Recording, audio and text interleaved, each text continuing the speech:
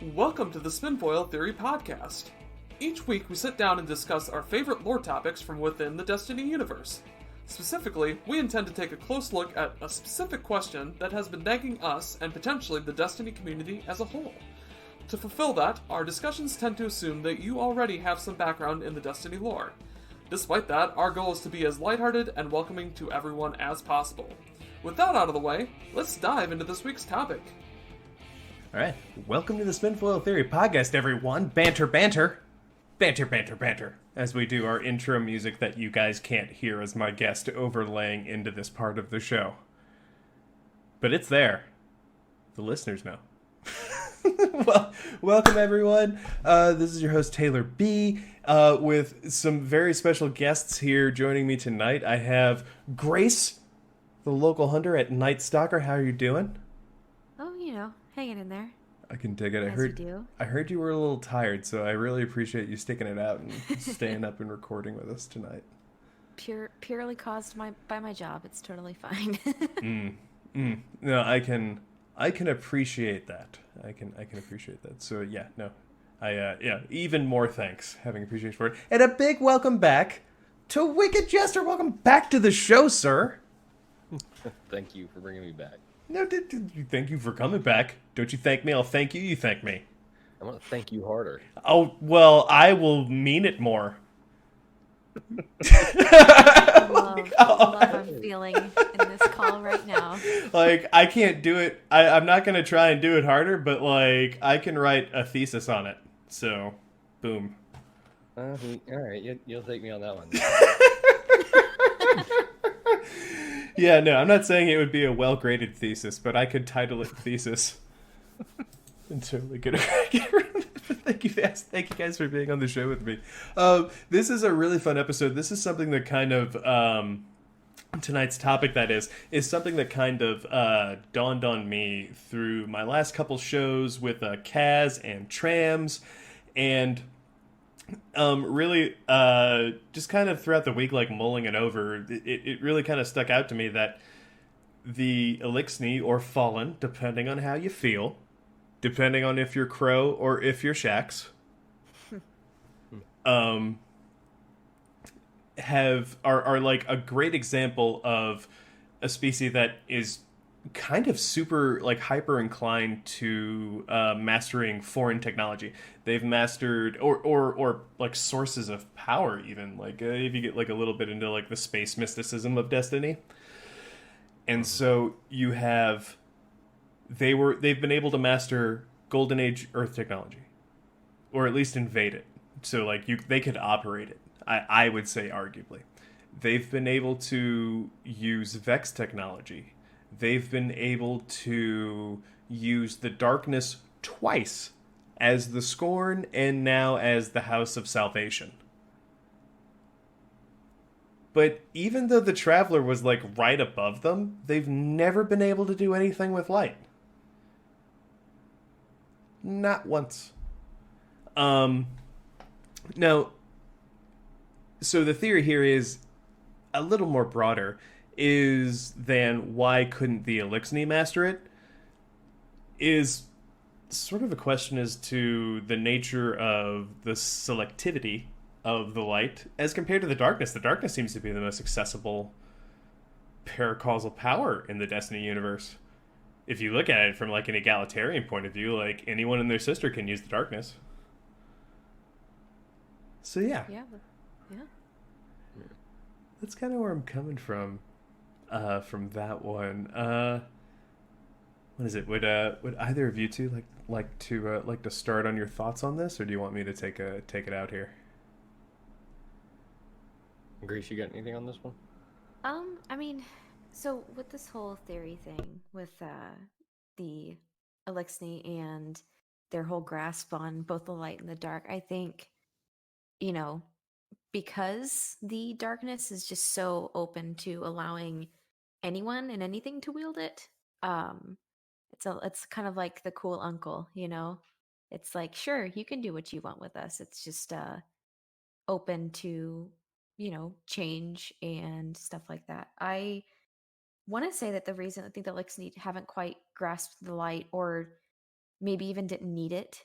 Um, just could be because they had a little bit more of an advanced technology than Earth did when we found the Traveler. We had space travel. We were able to get to Mars to find the Traveler, but the Eliksni were already spacefaring people by the time the Traveler found them. So I feel like that's why, you know, I mean, I know we have the Awoken, but I feel like that's why we were given such a boon of technology from the Traveler. The Eliksni always call the Traveler the Great Machine. And like you said, they've already mastered things that are highly technological. Mm-hmm. So I can't exactly remember the specific timeline of when, they discovered the Traveler and then they had their, the whirlwind occurred and everything like that. But I think they've always been, a step ahead of us as far as technology goes. So I don't know. I feel like that plays a big part of it is just, the light wasn't exactly what they needed.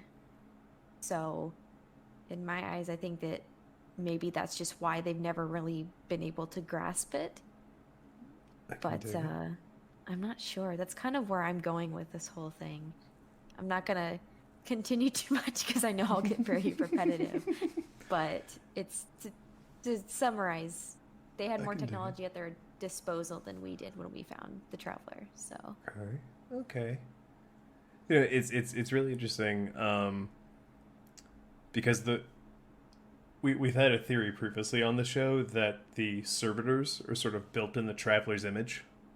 Oh no, absolutely. Like I think it's been stated in lore before Mm-hmm. that even though servers are just meant to dispense ether to Eliksni, that they're supposed to kind of be I don't know, I can't really think of the word, but like be a monument to the Traveler. Like a facsimile, maybe? Yes, yeah.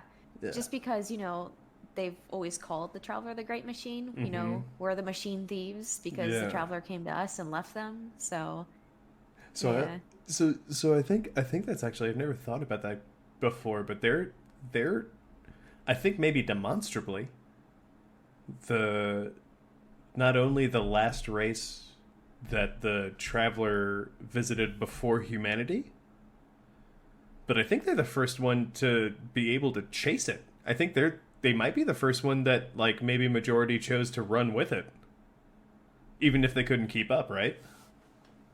I would think so, because as far as I know, they're the only air quote enemy race that knew about the Traveler before, or like it's been recorded that they had the Traveler before us.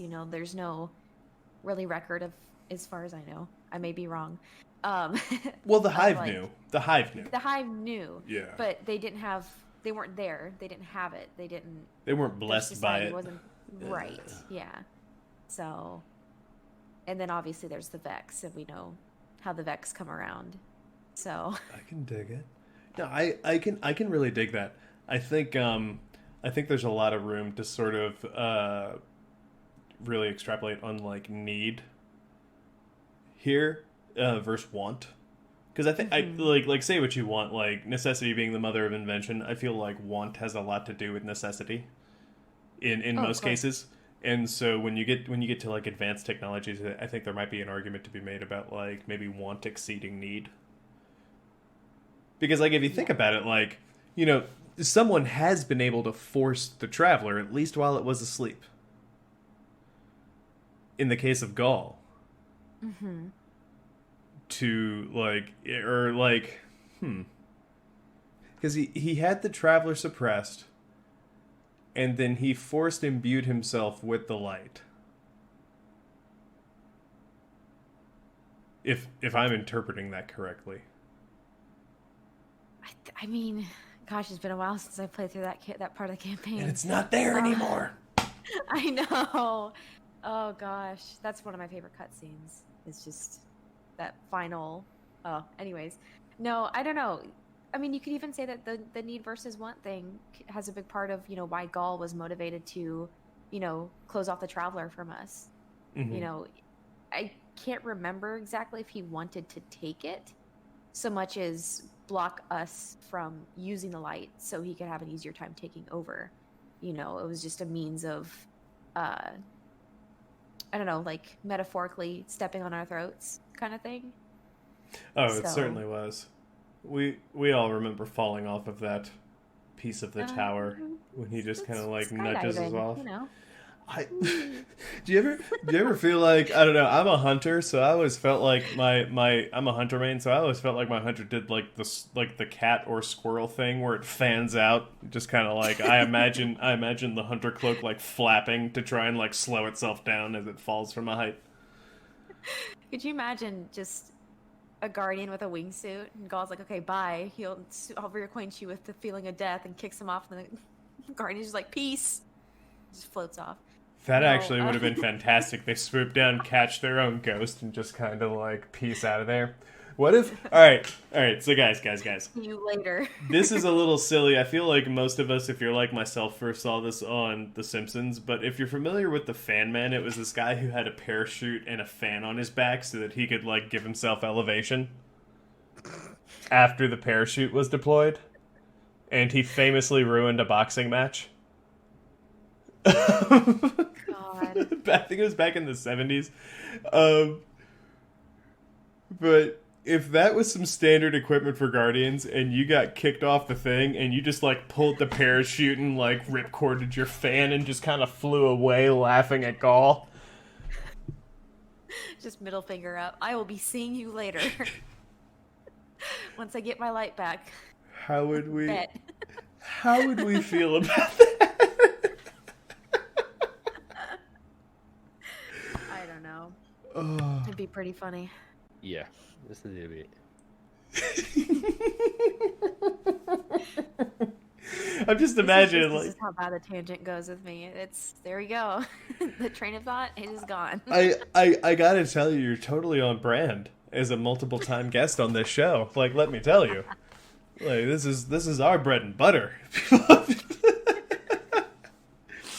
Oh, gosh. Mr. Wicked, Jeez. can I hear some of your thoughts, sir, on maybe in general, maybe on Fan Man Guardian? Fan Guardian. Fan Man Guardian. He's just flying away.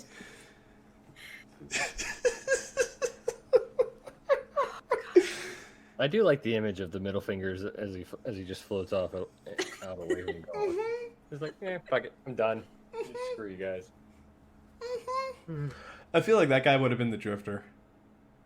You think? Like, okay, you kicked me off here, you know what? Fuck you guys, I'm going home. We'll reschedule. We'll rain check on this one. We'll see you later. It's super beans and cornbread.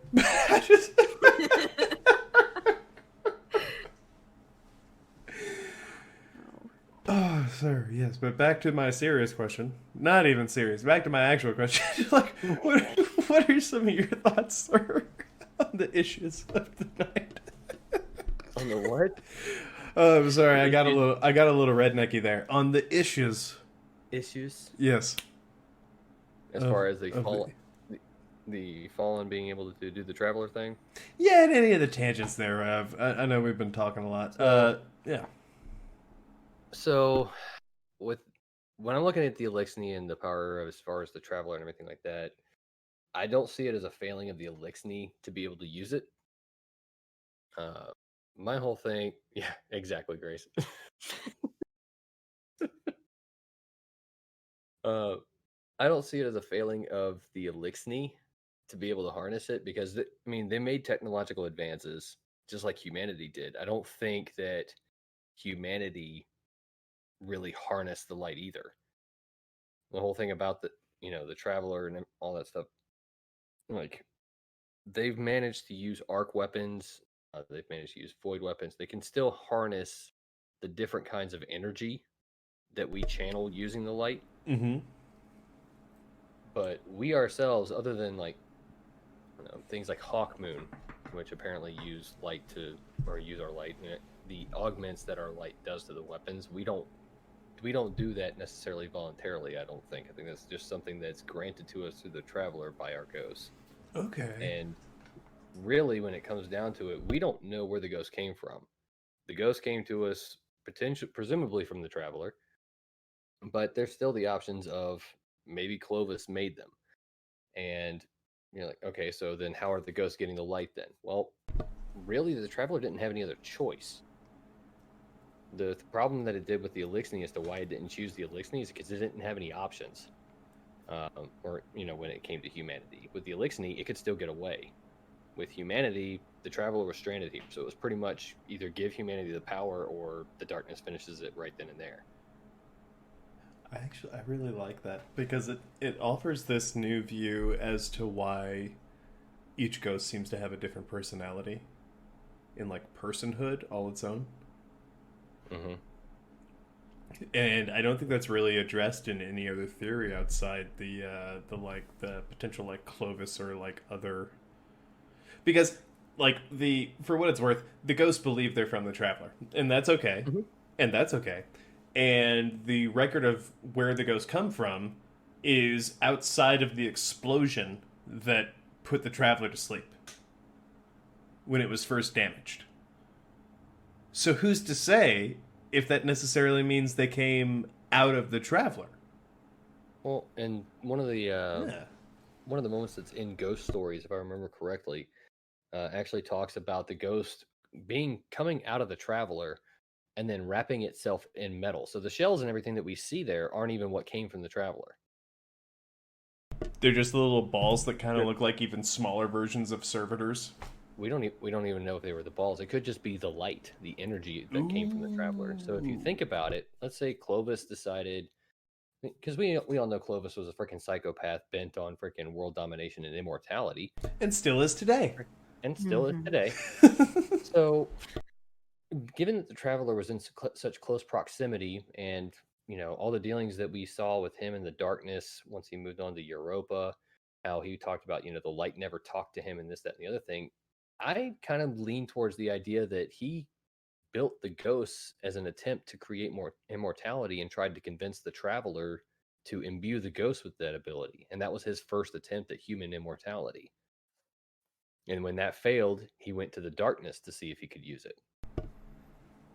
I'm kind of here for this. So, like, are the ghosts something that were maybe, like, presented to or sent to the Traveler? I think the ghosts were something that were on standby that Clovis was trying to use as an immortality plan. The Traveler refused it, and when the whole thing with the darkness fell through, again, Bungie said Rasputin didn't shoot the Traveler. It didn't say anything about the Warmind weapons didn't shoot the Traveler.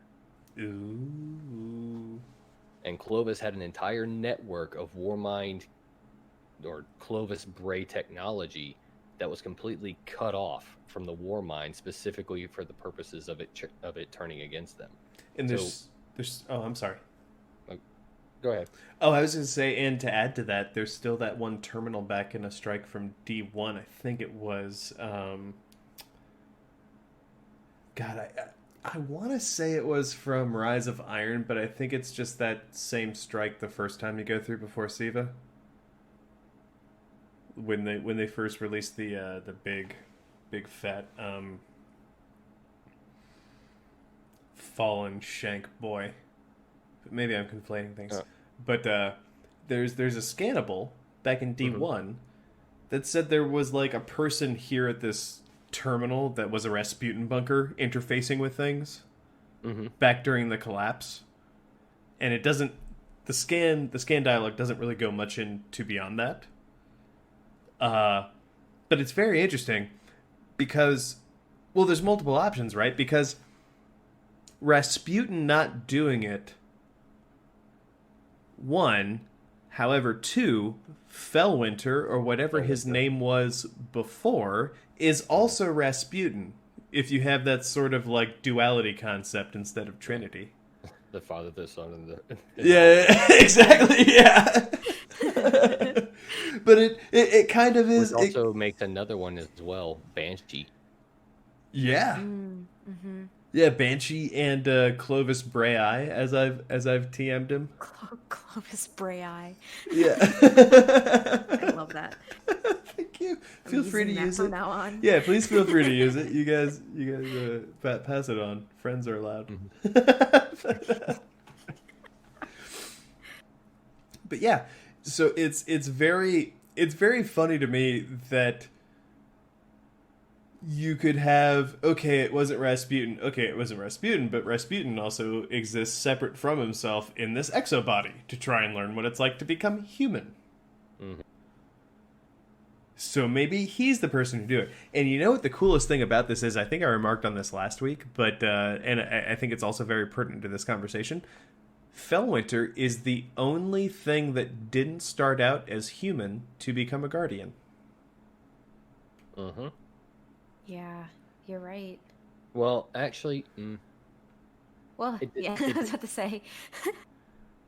so that depends on how far back you trace his origin to. Like, are you tracing it back to just Rasputin, or are you tracing it back to where Rasputin's mind came from? I've always been in the fan camp that based on the one mission, Rasputin is actually based on an old like Sputnik defense satellite because it's so simple that its algorithms can't be overridden. If that makes sense. If you take yeah. So like I feel like the biggest reason it was chosen was because it had the most recorded data of human conflict as a defense satellite, but also it had the most basic like on-off switch. Like if this, it's not like if this then this. It's just like this, attack, not this, don't attack. And it's just like too simple for, like it's too outdated and too simple for other things to interface with and like compromise. It's like, it reminds me of I used to work in a medical lab as a what ended up being a sort of like program management thing, but one of the doctors who joined the lab group that I worked for had an old IBM with a self-written software operating system for all of his patient data that he'd been using since 1983. Loaded with a floppy disk, couldn't interact with anything. It had lasted so long that by like I think it was 10 years before we had acquired him, so like maybe like early 2000s, he was considered hack proof because there was nothing that could attack it from the outside. Yeah. Which is like and that's what I always think about when I think back to that Sputnik satellite, when you get the origins of Rasputin in the Fellwinter quest during that season. Is I think like it was chosen because there's nothing that's going to be simple enough to actually compromise him. Even though he can, like, he's obviously, like, that's just his base code. There's stuff added onto it, and he grew, and he even, like, had the concept of, like, learning what it is to be human. Like, I don't want to say he's limited. That's kind of where I thought it went to. Yeah, that's kind of where I went to as far as him getting, or Fellwinter, at least, being chosen to be resurrected, was because Rasputin had essentially evolved when he created that XO. Like, that was his attempt to cross that was his main attempt, or one of his attempts at least, to cross that bridge between being human and... Do what? I was just saying I really dig that. Sorry, I didn't mean to interrupt. Oh yeah. Oh, you're good. Yeah, like a sexy little undertone. I was trying to be quiet so you, like, could keep going. But, like, anyone listening would be like, oh, Taylor B. dug that. He just said so. A little notification top left corner. Yeah, no, it's the audible version of that.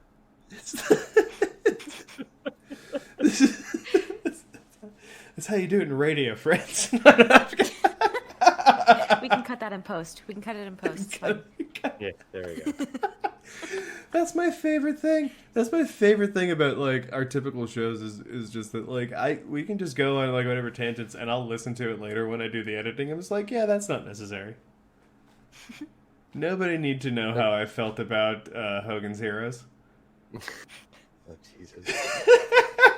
But going back to the thing, I mean, really, when you look at fallen society, like even in the current the current status of what the fallen are and what they've achieved compared to what humanity was capable of at the very beginning, or at the very end, right before the fall of the Traveler. Like, we had spaceships and everything like that. That's great, but you don't see any of that remaining really active. Like, everything that we had has been destroyed, and there's nobody around. Even though we know that there's people who have survived since the collapse, there's nobody around that can operate any of this kind of stuff. There's nothing majorly sophisticated about the majority of the equipment that we see that is any more advanced than what you see with the Fallen. In some of the cases, you see even more advanced equipment and especially when it comes to weapons. Whenever you're dealing with the Fallen, so I don't think that's my main reason for believing it's not that the Fallen weren't worthy. It's that the Fallen weren't human enough, essentially, to be like, oh, you're not going to give me what I want. Well, screw you, and I'm going to make you give me what I want. The Fallen actually were just trying to be good. Okay. And when the darkness came and the whirlwind came, the hive, and they freaking destroyed they destroyed everything. Freaking the Traveler was given the option. It's either you can stay here and defend the Fallen or defend the Eliksni, or you can take off and fend for yourself. The Traveler isn't going to necessarily try to stop the darkness. Like I said, it's not looking to try and defeat the darkness because it has another option. It doesn't care about defeating the darkness. It just cares about continuing on. Mm-hmm. Yeah, it's very... It left the Eliksni because the Eliksni were not cutthroat enough. Do we have a record of any civilization that the Traveler had left that wasn't visited by the darkness? I don't think so. Ooh. That makes the lore of the gift mask all the more relevant to the conversation as I think about it, because I'm just like, okay, so why do they call it a gift mast? Why would the Traveler leave, like, an abundance of light for them to feast on? Well, didn't they say that the gift mast was supposed to be a weapon?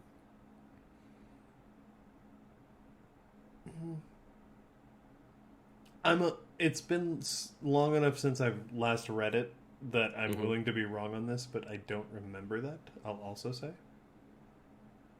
But we can look it up because this isn't live.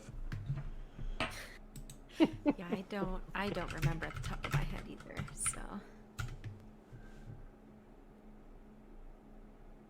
I want to say it was something about the gift mask was supposed to be was intended to be weaponized light. And I know, was it the Ammonite that had paracausal weaponry granted to them by the light? The Ammonite Congress. So it's when I search the gift mask, I'm turned to God, I suck at Roman numerals. XLVI. I think that's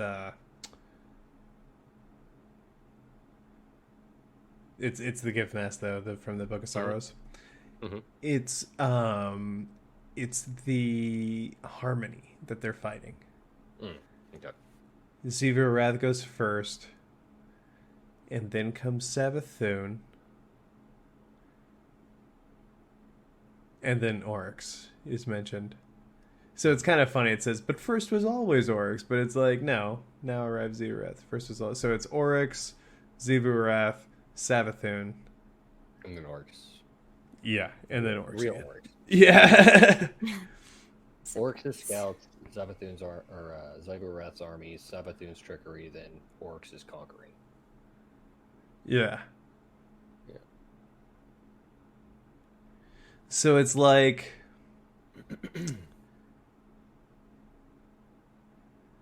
Yeah, it's about the harmony being destroyed, and then they tear down what they call the gift mast, which maybe the gift mast is something that they had, the harmony had built in recognition of the traveler. Maybe like it had different meaning to them. Every time I heard that, I always thought of like the gas jets that come out of a black hole. Ooh. I always thought about that. But I don't think that's even remotely, probably even remotely close. Well, I don't know why. or like a quasar, or one of those like white holes that like are like very few and far between. But yeah, so that's what I was referencing, fans. I'll edit that down if it sounds really bad. Now, an interesting part to that, and an interesting thing bringing into that, is that there for a while, the darkness and the light coexisted peacefully, or at least somewhat. Again, because in that same time period where it talks about from Oryx leaving Fundament and actually going out into the universe, there's a massive period of time there that covers that whole war. Like it looks very quick, like it's like, oh, Oryx left and immediately declared war on everything. But before they actually attacked, it was either the Harmony or the Ammonite Congress, one of the two. They actually came to peace with them, and that's when the whole deal with the Song of Life and the Death Song came into being. Because it actually talks about how that, because again, Oryx sought to seek treaty, or sought to seek peace with them and parlay on neutral ground, and then it was Savathun has rendered it totally neutral, and that's when they split the planet in half with the Death Song. Basically, It's really funny as I scrolled down in my search for the gift mast. There was a page about quasars. Right. You can't see it, but I'm making very hilarious gestures with my hands.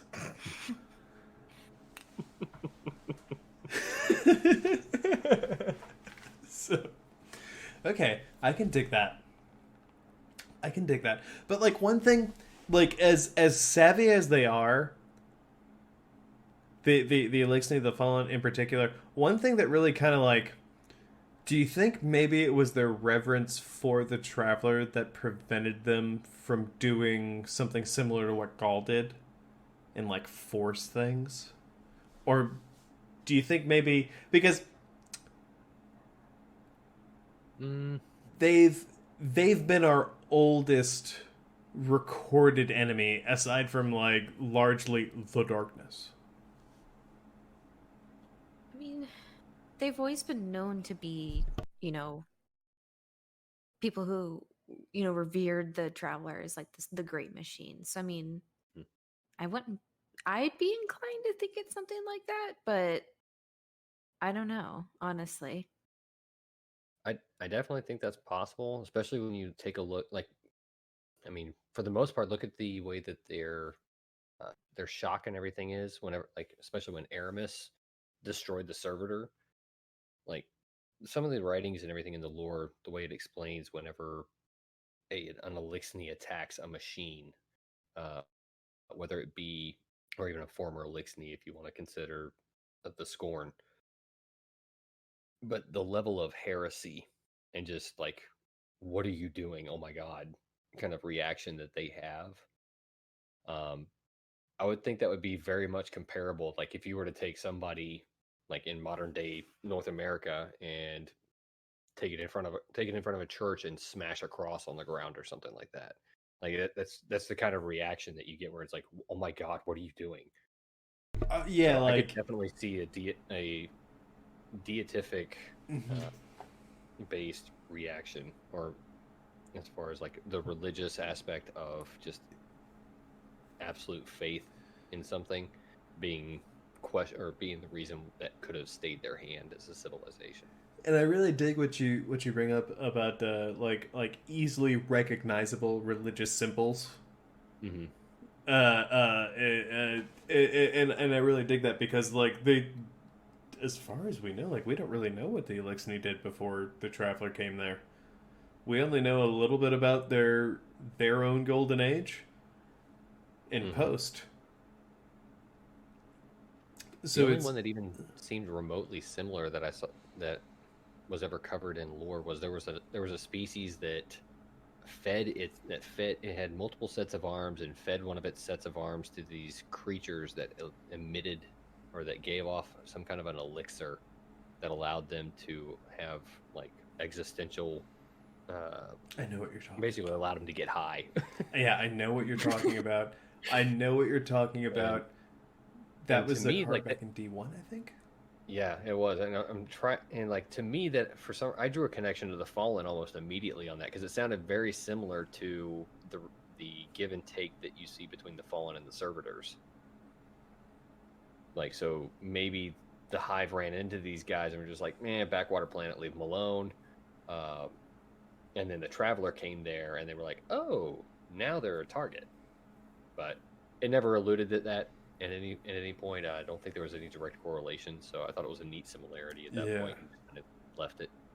Yeah, no, I remember that too. I'm trying to remember if they being Bungie ever like said anything about that, but I can't remember off the top of my head. It's really interesting though that they would, because like the whole position of the Archon is to sort of like bridge the gap between the Kel and the Servitor, the High Servitor. So the Servitors have their own agenda. At least if that's an honest representation of things. That or the Archon's just getting over because they're like the guys who actually know how to push the right buttons on the Servitor. Which is still hilarious and great, and I'd be here for it.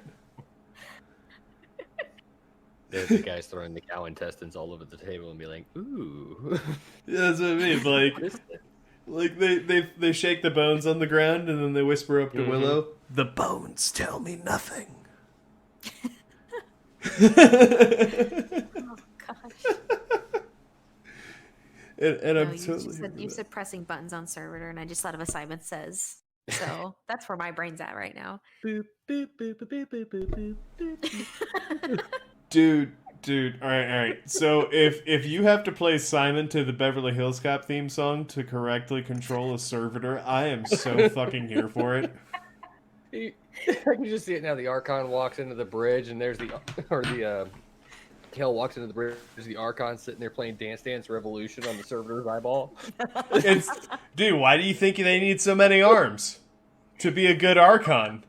You got like boom boom boom boom boom boom boom boom boom boom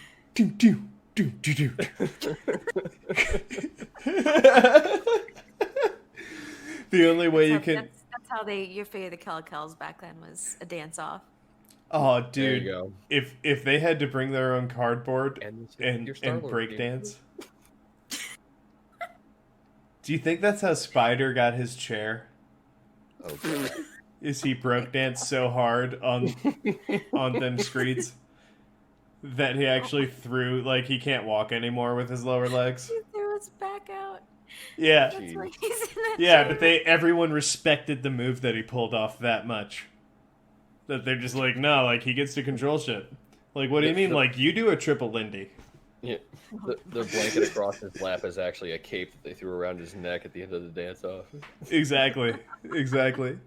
That's how you know it's actually him. Mm-hmm. I still say the Spider is what you get if the radioactive Spider had bit Kingpin instead of Peter Parker. Oh my god.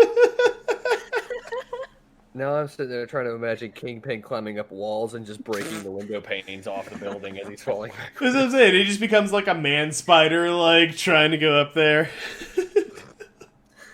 I can't do it. I can't. Oh jeez. That's and even the voice, especially after Kingpin and Daredevil. Even the voice. Kingpin and Spider-Verse. That's the Kingpin that comes to mind. So that's why this image is even funnier. Because he's Big just old torso, enormous. itty legs. Yeah, exactly. Yeah, He's a no, he wall. totally skipped leg day. He's got so many arms. Why wouldn't he? Can you imagine if that was what Spider actually looked like underneath that blanket? Just Oh little my- tiny little legs. like He can still itty use bitty them. They're little- just weak. Like He'd be. it's the Siva legs He'd from almost- the dregs. He'd almost be like Fucking MODOK. iron. Like Darth Maul.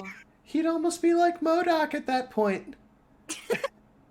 Oh my Just god. little tiny little legs kicking out like it's a little baby seat in his rocket chair.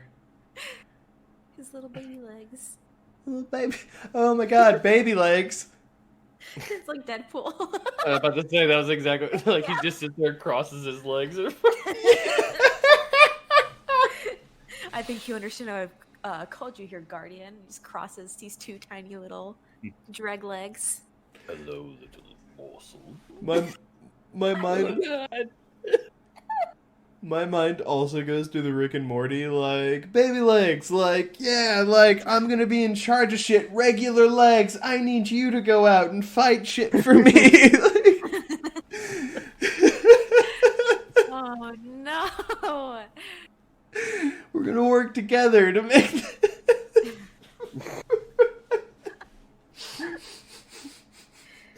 So, question for you guys: If let's say that my off brain theory is great, like possible that we made the ghost. Even if that were the case, do you think if Mithrax died, do you think that the Traveler would bring him back?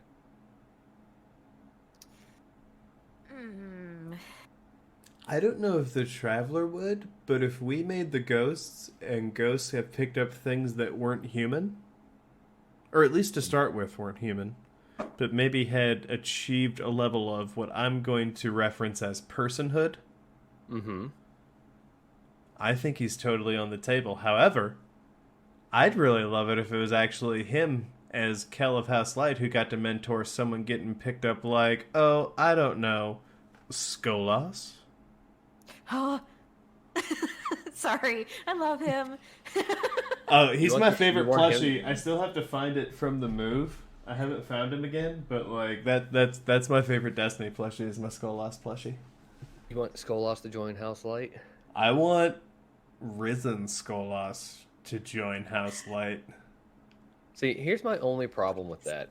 Risen, like we have already proven that Risen can go to either side. Like they flip flop back and forth. They've gone full tilt bonkers. So now you're telling me you'd like to see a Risen Skolas that could go Yor. I would like to see a Risen Skolas that could have a Mithrax mentor buddy. I love this idea. I love it. I'm in love. You don't have to say anything else. Like, Skolas is honestly easily top 5 favorite Destiny characters on my list. Like, I think it'd be really interesting as a concept to see a Risen Eliksni. Especially, with the whole idea of, you're risen and you don't have your memories. It's kind of like a Crow situation. I don't know how a lot of light bearers, guardians would view a risen Skolas. I feel like they'd be a lot less inclined to give him the same treatment that we've given Crow. A lot of Guardians worse or might not better. even recognize it though. Post Red War Guardians, because there were a few. Ooh. So I have a question, guys. Do you know if new lights from Destiny 2, do they get... Because there's veteran dialogue for D1 veterans, right? Do new lights from the Red War get different dialogue than new lights from recently? I think so, actually. Ooh, so there's like 3 different dialogues going on? Oh, wow. I think there's a couple of them because I know I hadn't played or I had to restart one of my characters that goes to the Titan not too long ago. Restarted it, ran it through, and then definitely got new dialogue that did not include or acted as though I had not participated in Red War. Ooh. Yeah, because I think my because I have one of each. My warlock was nudity too, so I get like most of this stuff nudity? this season. Yeah, Nudity. yeah, nudity too. Nudity too. Electric Boogaloo. Ooh, I bet Ice-T would be about that movie. Oh gosh. I don't know. I think it's really interesting, because veteran characters, or at least guardians, would be able to tell new lights and anyone who hadn't heard of Skolas or past enemies before, because we don't have President of Elders. Technically, it's just in that one strike in D2. But the other thing that makes me think about them wondering about past enemies would be Shadowkeep, because of the nightmares we faced. Some of them would have had to go and fight these nightmares. Like, who's this Skolas? Who's Skolas? Who is Tanix? They would have to ask somebody to really have any information on why is this a nightmare of guardians, sort of thing. Same thing with Crota. Yeah. So there's also that too. Oh my god, can you imagine a guardian Crota? Oh god. No. Oh. What if Crota got picked up? Oh god. Oh man, which ghost would be that desperate or that specific? I just really need this guy to be 13 feet tall. It's pulled pork's younger brother. Oh man, Sliced ham. I'm gonna call sliced ham. I was gonna say braised pork. Cheddar beef. I think it's a cheddar beef. I feel like or I would have also accepted pork roll if you wanted to make him from New Jersey. There's pulled pork and shredded chicken. Shredded chicken. Yo. What do you think Shredded Chicken's name would be after it finally found Crota? I think it'd be Stunt. Stunt. Stunt. Stump. Or Stumpy. I like that too, but I like Stunt. Because it's Stunt.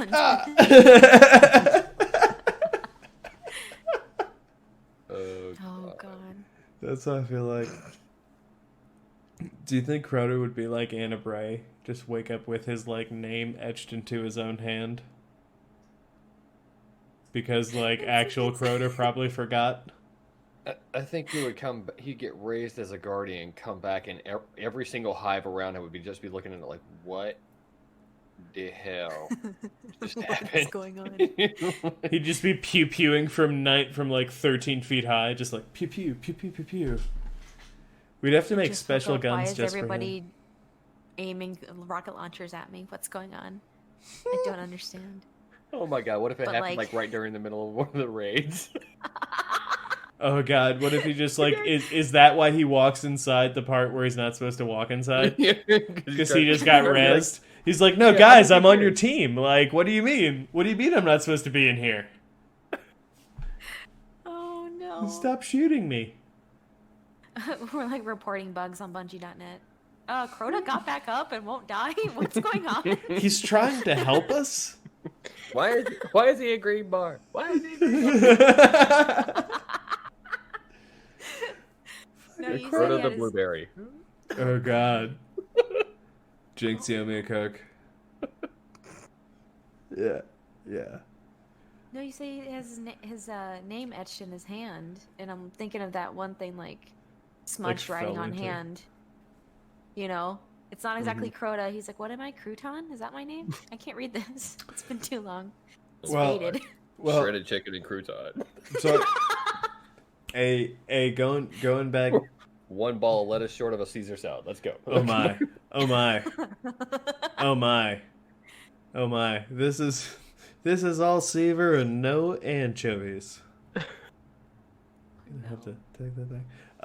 Actually, going back to Felwinter though, Felwinter has a number etched in his chest. Do you think he was the only one, or do you think Rasputin went multiple man on it and released many exos of himself? 7. I definitely think many. Yeah. 7 as in 7 serifs. Yeah, I think there were at least 7. I think that's what, because that was one of the things that they talked about was the 7 Seraphs were basically they were or when it talks to the Rasputin armor that they gave out for that season, it talked about how he built specific weapons platforms specifically to be operated by these 7 Seraphs that were chosen by him. So do you think it was one of the Seraphs who potentially shot Rasputin in the back? Or not Rasputin, the Traveler in the back? The proverbial back, as it were. Obviously, we shot it in the bottom part of the circle, which could be any plate. Any place. Potentially, but I don't think so. I think at that point in time, I don't think Rasputin saw the Traveler as a way to save humanity. Because I think at the point in time when the collapse happened, Rasputin probably gathered the same thing that Mara did, that having the Traveler here is a problem, because the darkness is going to keep coming after it while it's here. So in Rasputin's mind, I would think he would say the Traveler should leave and it should go away. So any sub-intelligences that were brought off of him more than likely would come to the same conclusion. That's why I said with Clovis involved, it makes it a more selfish, more human idea to come up with, to say no, we're going to make it stay here. Well, what really draws me back to this, and because it's developed by Clovis Bray, the company, I think more specifically like pre-death Anna Bray. I think that's a really fair statement to make, that it sort of programmed it with that code that we see referenced 4.0. Like, if this, then that, and there's that very popular thing, well, like, he couldn't have done this because, like, he couldn't have done that. And I'm like, well, like, all right, but that doesn't mean that, you know what, that's not the final answer as to nothing shot Rasputin in the back. Right. Is all I want to put out there. And like, full respect to that post. Like not trying to downplay it. But, like, that being no, to me, never meant that the Traveler wouldn't have dipped out.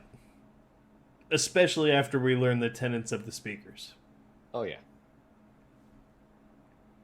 Right? Like, and now that it's whole, like, I'm super worried that it's going to dip. And also, something else to kind of back your whole thing about, maybe one of the submines freaking did this, or maybe one of the 7 Seraphs did it. Is the whole concept that was in iRobot, where it's like, yes, you have the robot that's programmed with the major laws of, was it 3? Yeah, the 3 laws of robotics, but he has a second brain that can choose whether or not to actually use them. Right. And that's what made it actually more human, was the ability to oh my god, that makes the 7 Seraphs the ultimate failsafe to a robotic thing, because once if they achieve personhood, then they're no longer beholden to their original directives. They can make decisions. And if you remember correctly, that D1 vault that you were talking about, where it talked about somebody was linking in there, that was called the 7 Seraph Vault, and that had an unexplored area underneath it that was where a link up to Rasputin, and they had 7 chairs underneath it. But it was an unexplored and unused area as part of the terrain map that they ended up glitching into.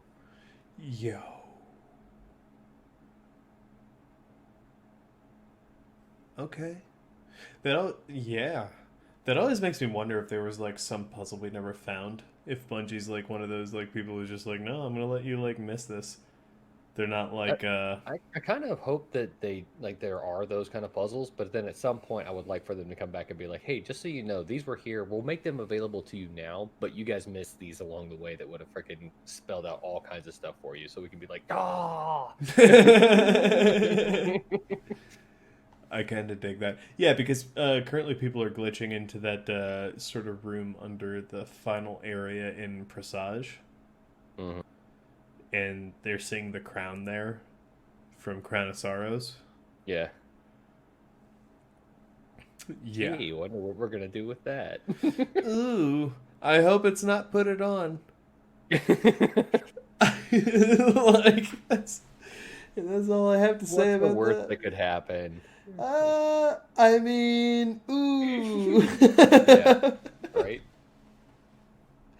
Yeah, no, if anyone asked me, I would decline. To put the crown on your head? Yeah, no, I like Taylor Reed, you want to wear this crown? I'm like, ooh, no thanks, chum. Saw what happened to the I'm- last guy. Not a fan. Yeah, like, I saw what happened to him and his clone brothers many, many times. I feel like that was the only. Like, I feel like this doesn't get enough credit. I feel like that's the only canonical outside, or the second canonical, like, repeatable raid, like, air quotes, outside of. Because, alright, outside of Riven in the Dreaming City being on the repeat curse. Mm-hmm. Because, like, hear me out here, if you go back to the first raid of D1,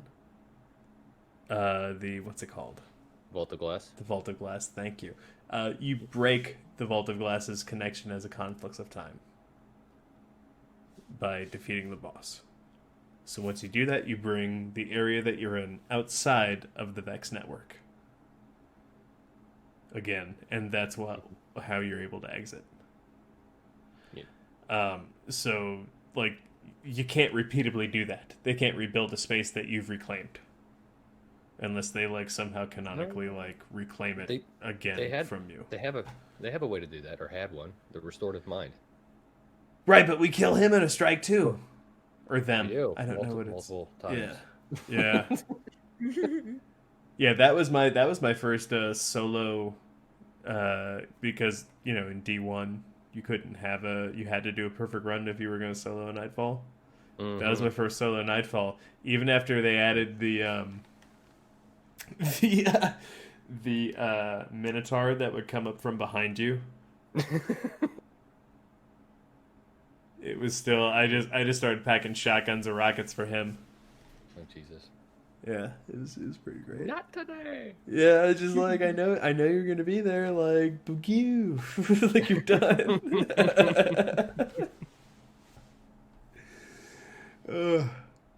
Good times. But yeah, that was my ammo back then.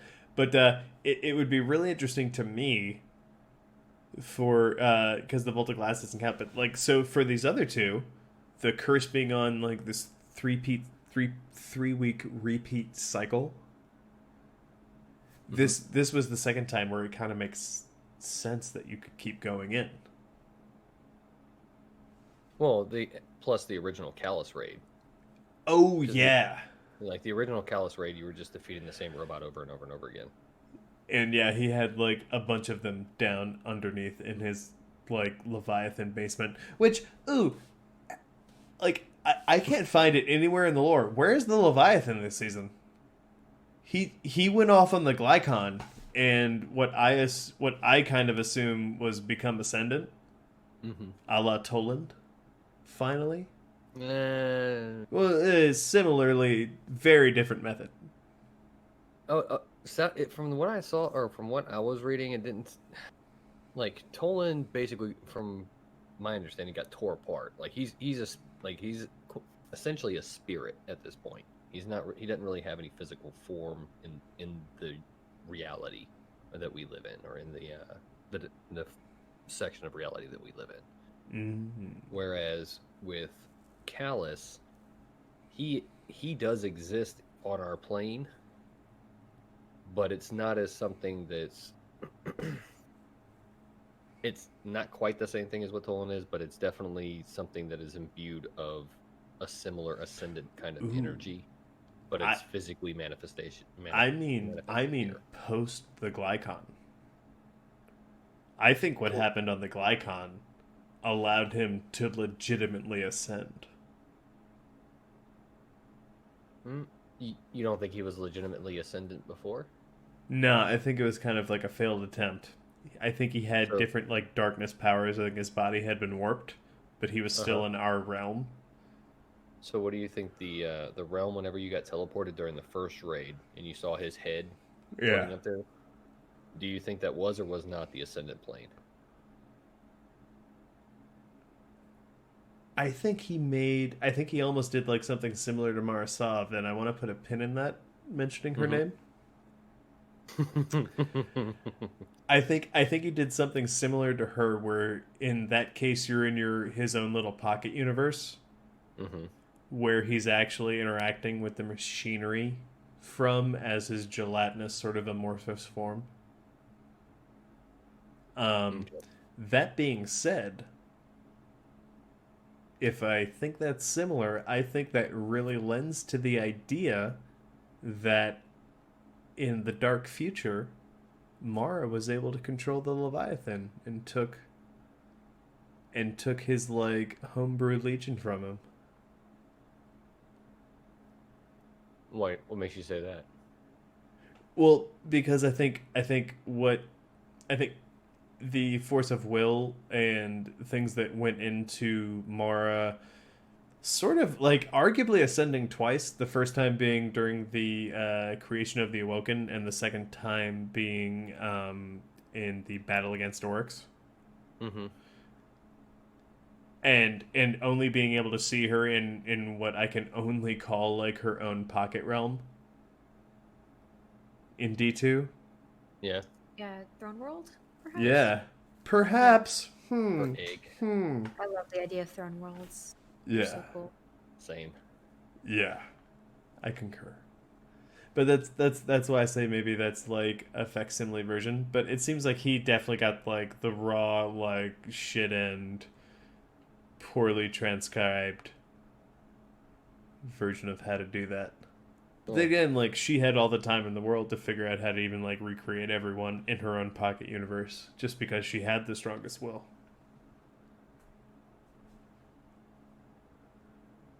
Well, and also hers was also freaking inspired by the light, or was both light and darkness pushed. Like hers was that whole cataclysmic event happened because both the light and dark were acting on her in the same instance. Whereas with Callus, I don't think we have any recollection or anything pointing to him as having been involved with the light at all, just the darkness. Unless their homeworld was involved with the Traveler at one point. Which, to correct me if I'm wrong, if the Traveler was not at the Cabal's homeworld, that would be the only race that we are following that the Hive actually destroyed that had nothing to do with the Traveler.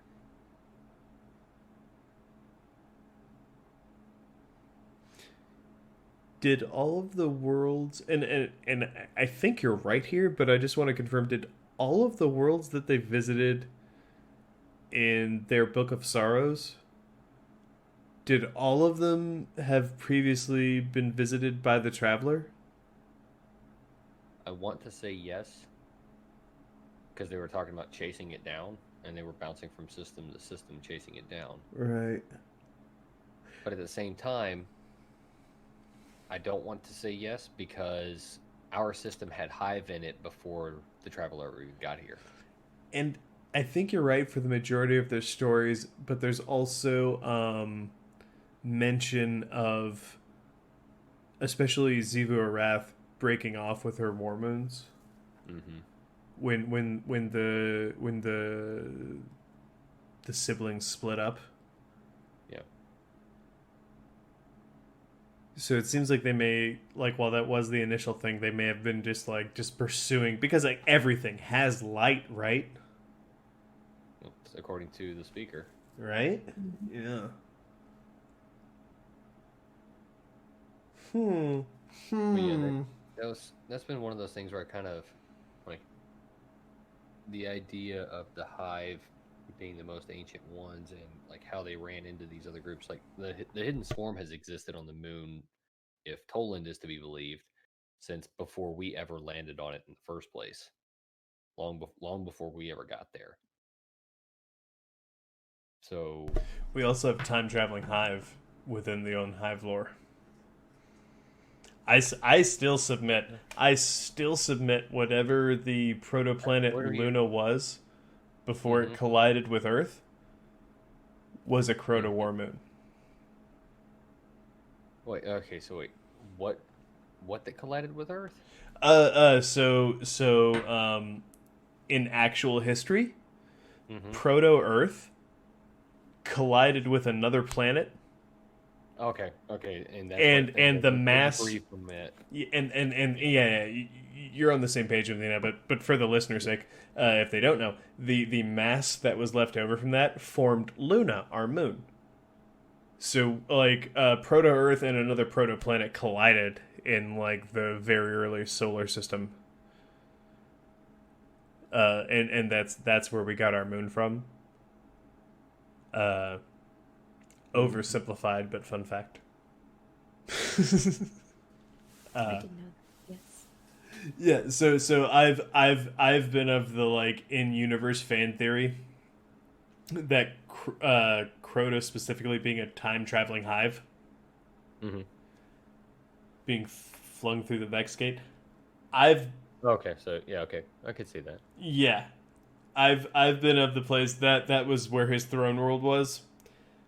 That is the left submass of like protoplanet that collided with Proto Earth. That is a place that even in the Golden Age there was those cards in D1 that talked about like those giant worms creating all the tunnels down there. Mm-hmm. Oh, And we also know that's where the first like spot of darkness was discovered. In K1, like I'm still a big fan of the theory that Luna is what's left of a hive war moon. Well, so the only thing with that then is that wasn't Zybu Arath the one with the war moons, and then Oryx just kept his fleet? So then wouldn't that make the Hidden Swarm actually belong to Zybu Arath? I'm here for that. I guess where I'm coming from is more that because he was flung through the gate, Mm-hmm. he could go millions of years in the Gotcha. past, like and kind of like form on there, even if he's not. You know what I mean? Even if he has to Yeah. kind of I get you. bend the knee to his stronger aunt. Okay, I can see what you're saying. Basically, that Crota's army was using the war moon. Yeah. Okay. Or even maybe he learned it from her. Yeah. Because that's how he learned how to cut into realities, even if they were playing a joke on him. He's definitely learned stuff from his From aunts. his aunts Yeah, and Aunts. potentially uncles. and potentially uncles. mhm. But yeah, that's where I was coming from that. Just being in that family tree and knowing that it was a hive thing. It is noted for Zivu Retho. You're 100% right.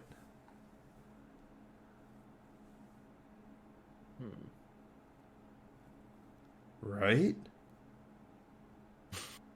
Just hit Proto Earth. Yeah, Like, that moment of just like, ooh. right? You have your topic for next week. I mean, I'm happy to revisit it. I'm happy to revisit it. Everyone's welcome back if they want to jump in on that on that topic too. Weird. I promise if it's next week, I should be able to hop on earlier if that helps anything.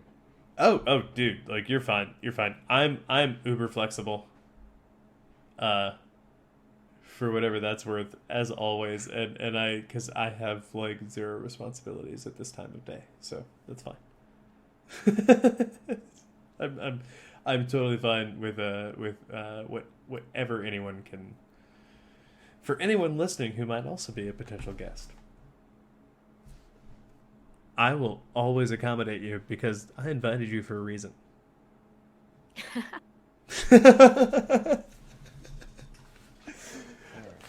Oh, yeah. No. But back on track here.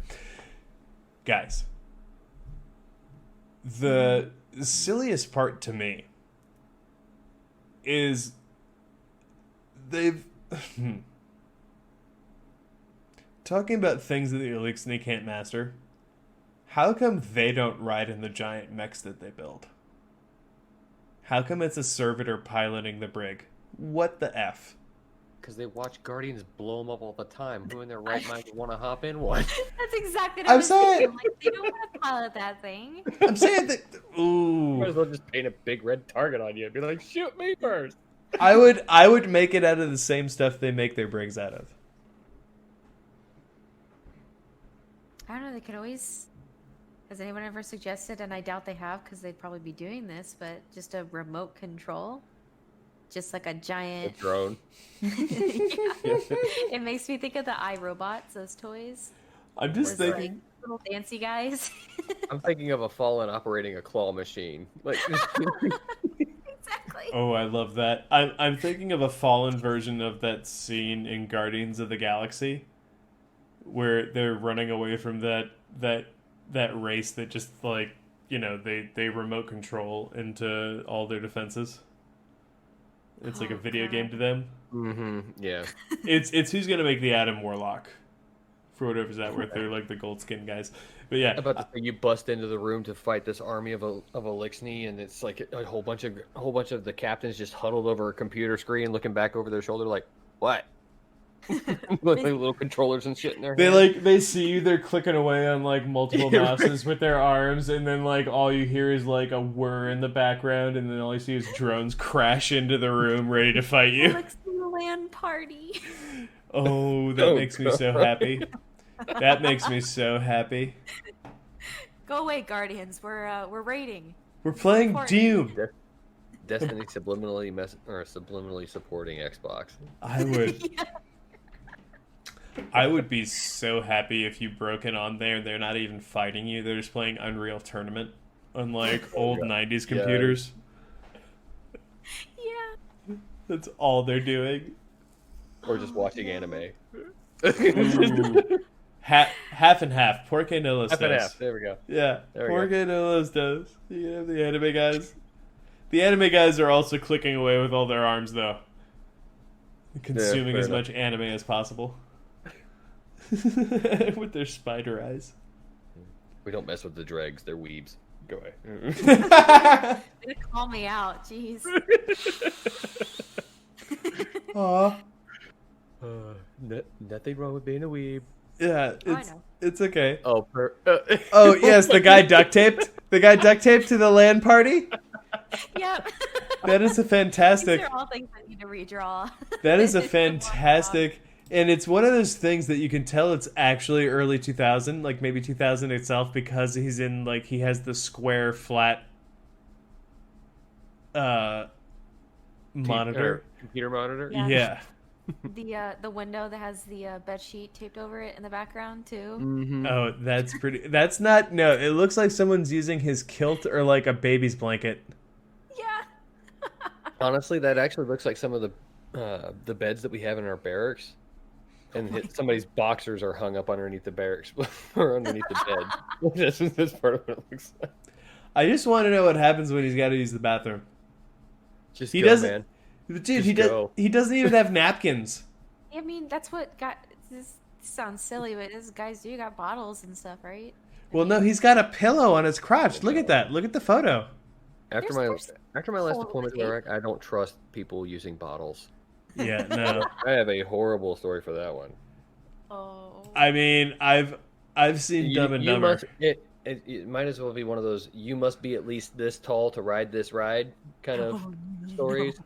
No, you we're must be at least this. You must be at least this capable of getting it outside of your suit. oh my, oh my. My A driver got sprayed, and I freaking took cover. I was like, "Oh my god!" I like how the language is sounded similar to me, like what it sounds like being in like some sort of like, you know, combat or exercise. Like I had to take cover.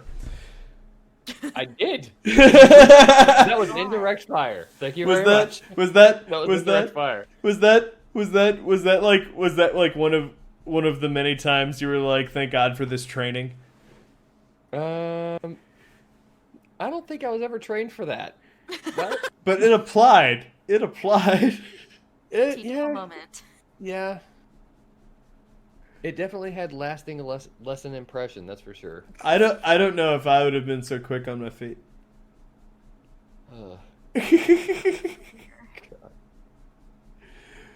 Oh man. Oh. I'm just looking at this photo and I'm looking at the pizza. This man has no napkins and it's giving me anxiety for his computer like 20 years ago. He's giving me total anxiety for his computer 20 years ago and I'm like, all your blood is rushing to your arms. What are you doing? And the other part, like, how inefficient is that? He's got a pole Yeah. that's right there next to his head with his arm wrapped around it. Yeah. You could have been anywhere. That's where you chose. The more you look at this photo, just the more you think, the more you see, and the more you discover. Yes. Yeah. Yeah. Oh, Although that appears to be a sweet jacket folded up on top of a box. In what and what really bugs me is like he had a standing desk. He could have just stood. He actually would have maybe taken up less space.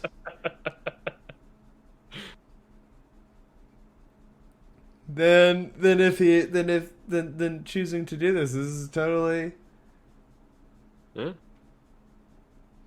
unnecessary. I mean, it's the experience. I can dig it.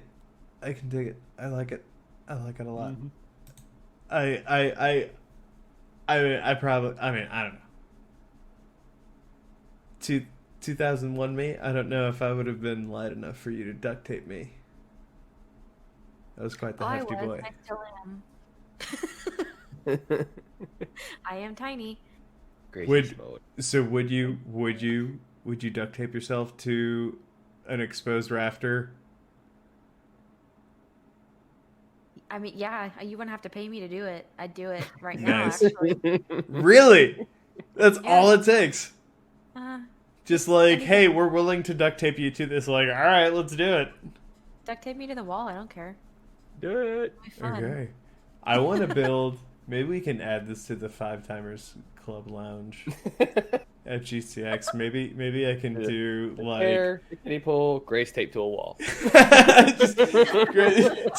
tape. Oh yeah, it's just for people who've been on the show 5 times though. You have the opportunity to duct tape her to the wall.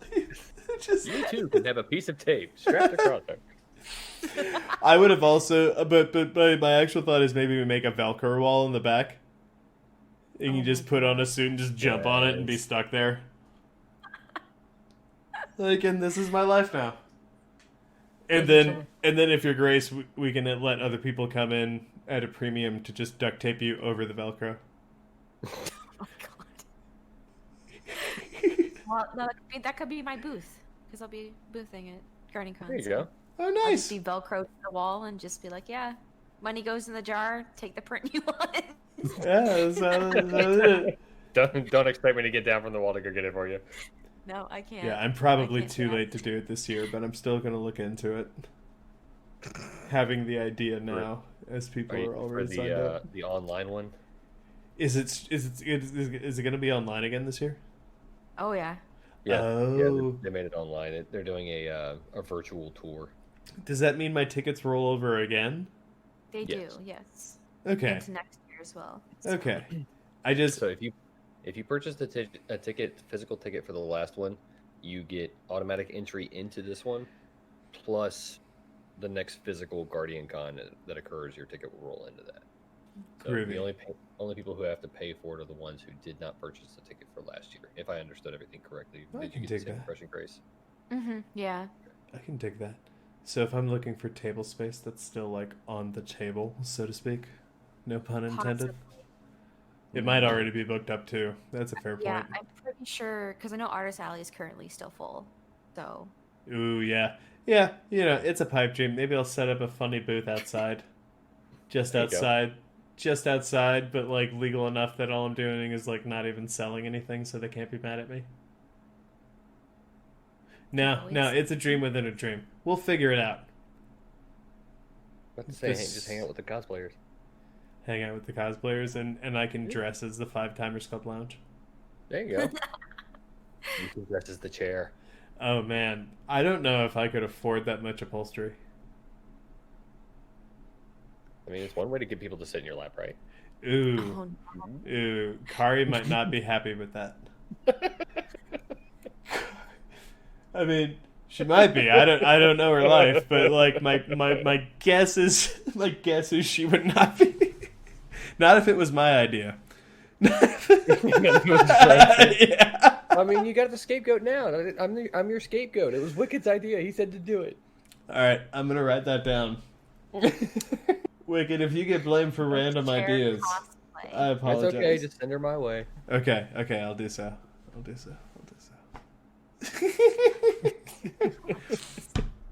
So one thing. And with chair cosplay. Circling back, guys, one thing I did want to bring up was the light. Just going back to the accessibility I mentioned earlier. Mm-hmm.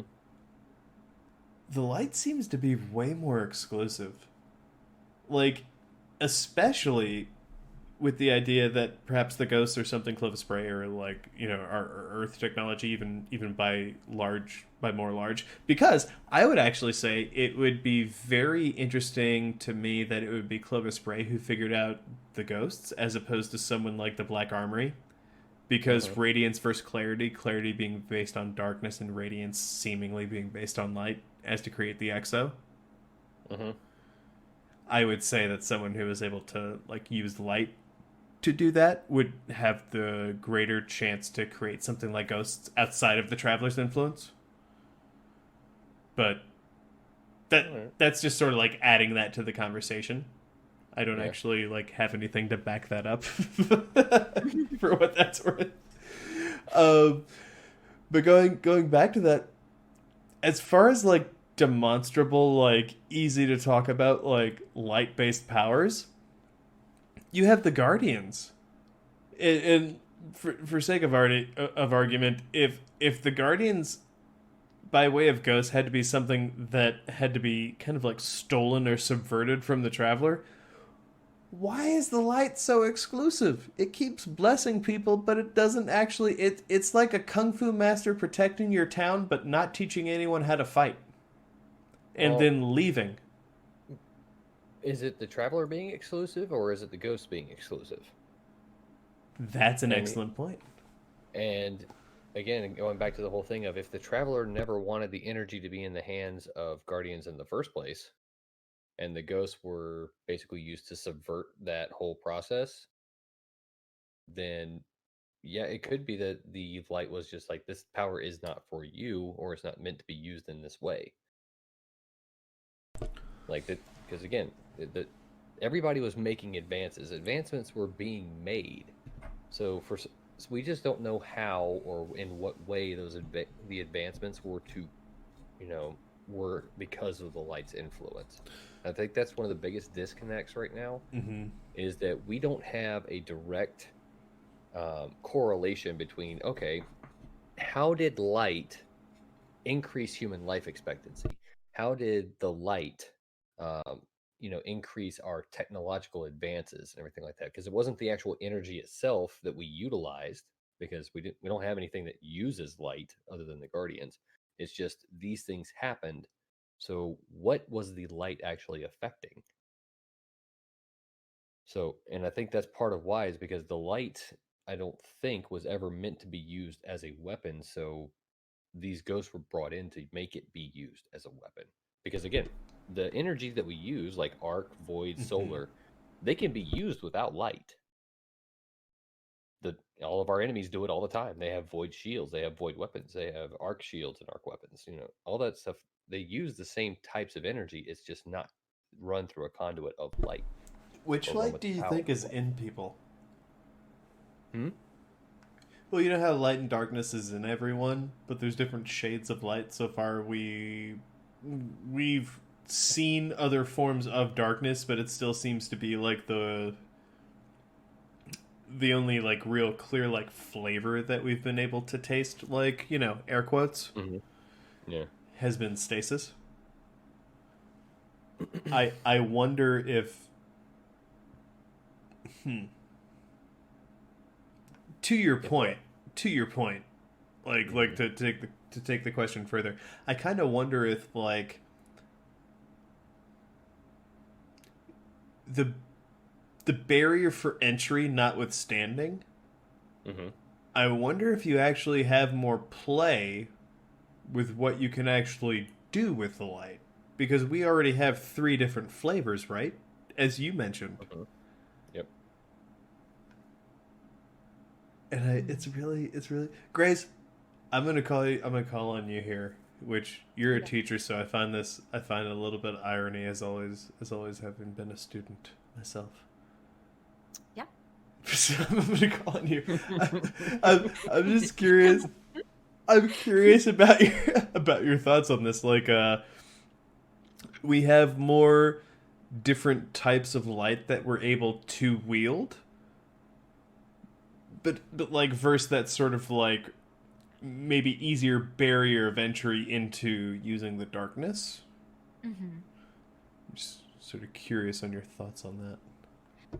I mean, as someone who kind of likes to bend canon to create things out of existing lore, obviously, like you guys have been saying, we have Void, Arc, and Solar as our light subclasses. We have, so far, the darkness has given us Stasis to learn and to wield. Sorry, you may hear my cat here in a second. She just decided to come in. But, no, we love that. I'm leaving it in. We were a kitty-friendly podcast. They can come meow at us.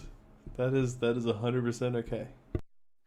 But I would like to think that coming with Witch Queen and be what is it, Lightfall, I believe, is that what the one after Witch Queen is? Yep.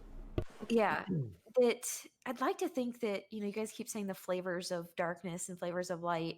I would like to think that we could eventually learn how to use ascendant energy with like the Taken and stuff like that. So I feel like that's always going to be a possibility. There's such a big stir right now about Siva, or like doing a whole season or a whole subclass based around Siva, but that's not necessarily darkness. It's more just a malevolent force person. You know what I mean? It's technology, for sure.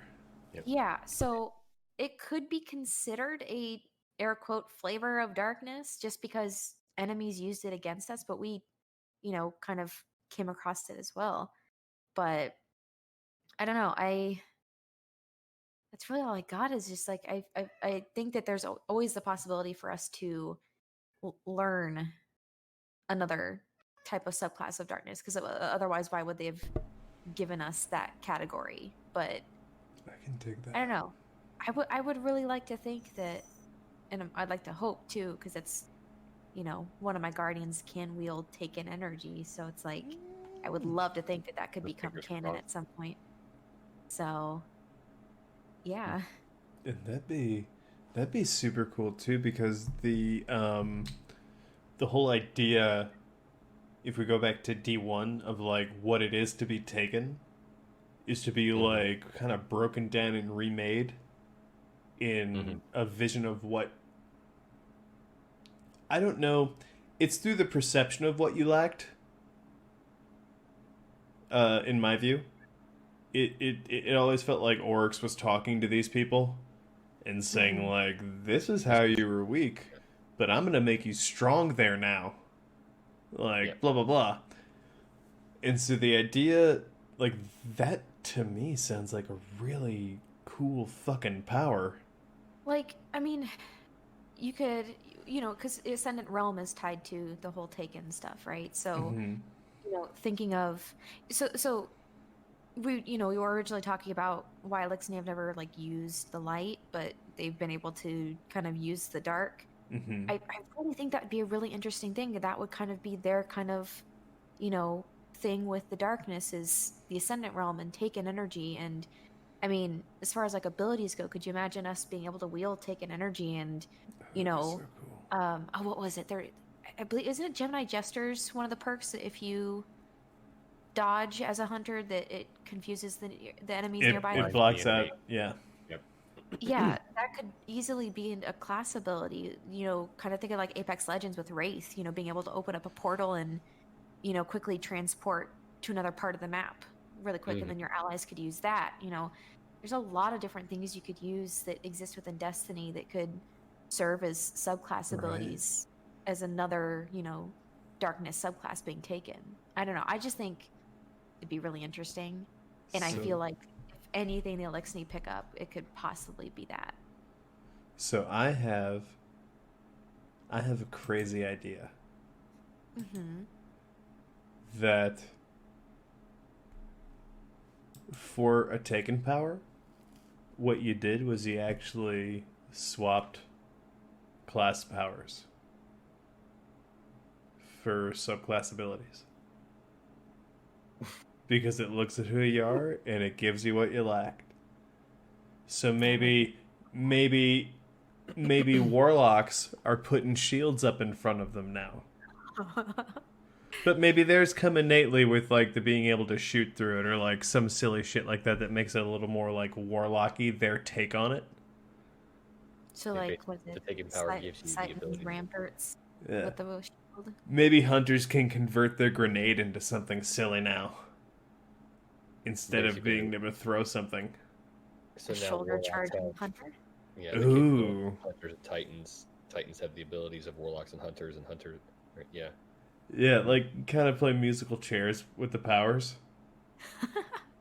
I think that would be fun. That would, Yeah, absolute. Like you said, yeah, wicked, absolute chaos. Yeah. Think about balancing that out. Well, but it's just as balanced as it's always been. It's just on a different class now. The only thing that changes is the jump. I'm about to say that actually makes it even more balanced because now you're giving everybody the same school or the same tool sets. Right? So that makes it more balanced. So, And question you've is this. taken someone else's abilities. Aha. Aha. Oh, there you go, Taylor. There you go, Taylor. To bounce off of what you were, or add on to it. If you're running a class or you're running one of the abilities, it disables it for any of the other players running the base subclass that has that. Ooh. So Wicked, that reminds me, is as nasty, if not more, than an idea I had for reflection of a potential, like, a fungus-based power, darkness fungus. Uh-huh. Because I went to Cordyceps immediately, like Last of Us. So I was like, what if you hit someone with your class ability in Crucible, and now your team looks like they're like everything's flipped. So they see their team members as red and they see you as green. Mm-hmm. They're like a delusion. So Yeah. disorienting. And they can damage their own players now. Yeah. Friendly fire gets turned on, they can still shoot you, but they have to make the conscious decision of paying attention to whose name is what. Oh, that'd be brutal. I'll just say this right now. Destiny with friendly fire, it would be the most fun. Crucible experience. Yeah. Yeah. If you could just fuck up people's perception of things based on your super or your like class no ability. No one would ever block my sniper rifle ever again. Parents that walk down your line of sight, they're the ones who get sniped and sit. It's like, well, not today. Maybe you lose score if you shoot people that are actually on your team. it's like Rainbow Six. There you go. Yeah. Counter-Strike. Oh, so speaking of the darkness spore thing that you were talking about, Mm-hmm. looking at like everything that's been going on with the glycon and everything like that, so drifter and all the stuff that's been growing around, that's what I think is leading to our next subclass. Mm-hmm. I think that what we were seeing there, like with that actual true darkness or the manifestations of whatever's causing the darkness to appear, like I think it's going to have something to do with that, and which is why I'm leaning towards the poison, or everybody's saying poison subclass. I actually think it's a necromancy subclass. Yeah. Ooh, I like that. Very kind of hive-like. Yeah, I really like that. I definitely am thinking it's going to be more of a necromancy or something revolving around death. Because what we've seen so far is the light powers are kinetic based, whereas the dark powers, at least with stasis, is like bringing it to zero energy. Wait. What if warlocks get their self-res back? In that way, you see what I'm saying? Ooh. Because that would be very interesting. I get to break raids again! Yay! Oh god. Sniped every other Crucible match. Oh god, what if by giving the force push to hunters, you can just, as soon as the raid comes back, just push him off? Oh my god. Like, sorry, Atheon, you have to fall. You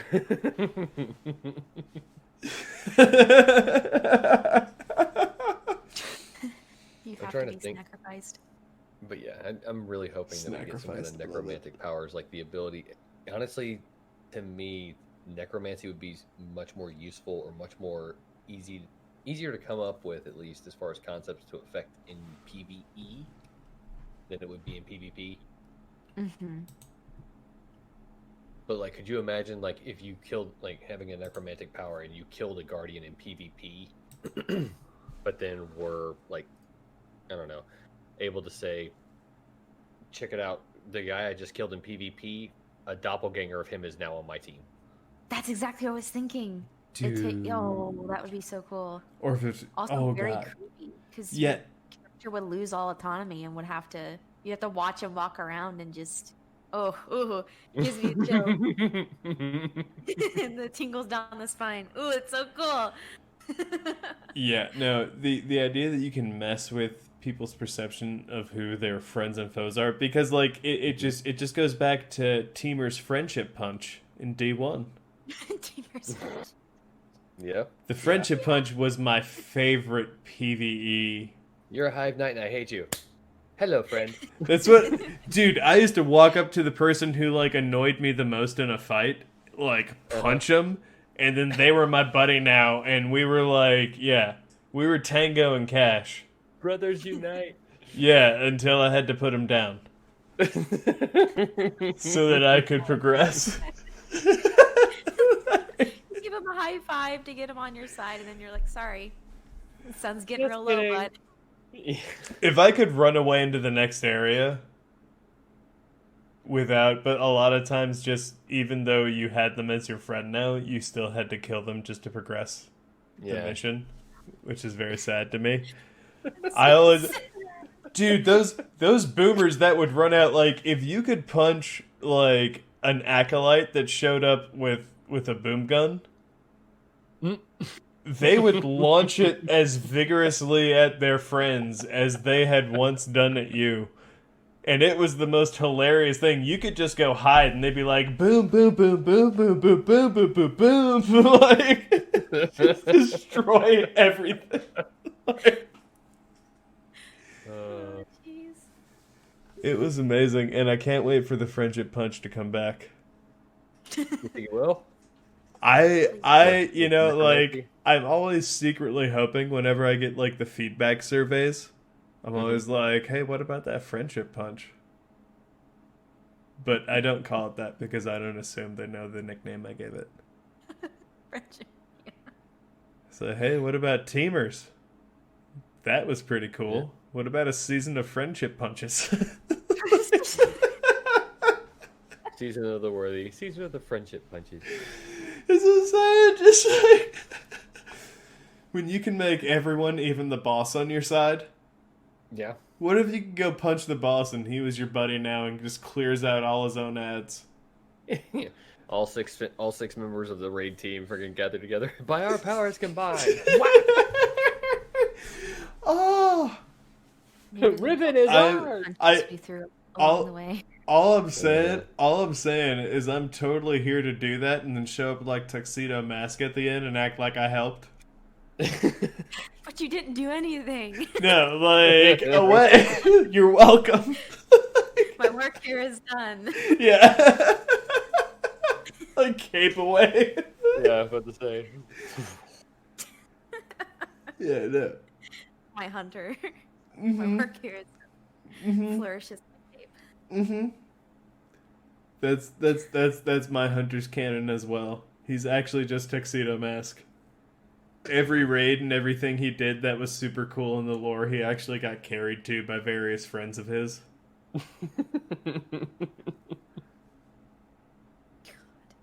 And he always just kind of like, alright, my work here is done. But like, I just carried you. I told you to hide in the corner so that I could, yep! Like, you're welcome. And I did it flawlessly. Yeah, like, spazzes away. With the sweet emblem. Mm-hmm.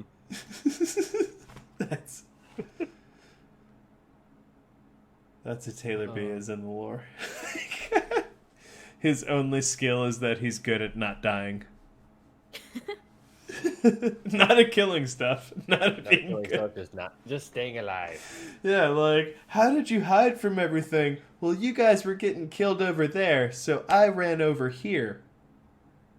See, if you look behind this plant, right here in the small little crevice of the wall.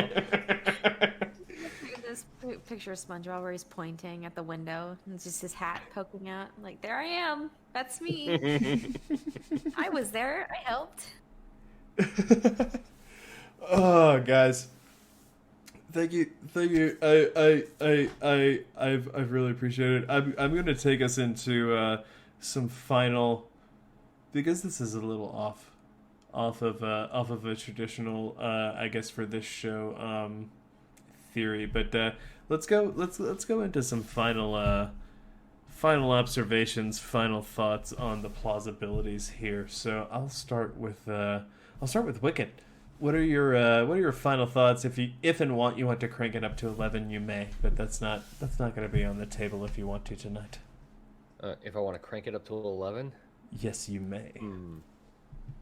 You always have the option. It's in your hip pocket.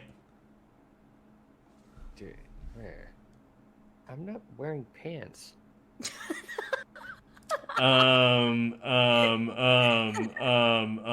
Maybe you have an apron on?